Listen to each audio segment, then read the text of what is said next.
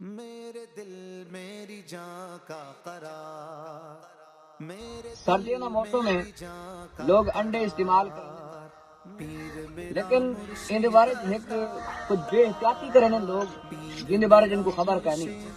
وہ یہ ہے کہ بعض کا جو انڈے ابالے ویندے، میرا مرشد انڈے دے اوتے بیٹ یعنی ویٹ لگی کھڑی ہوندی ہے، ان کو صاف نہیں کریں دے ابلیں.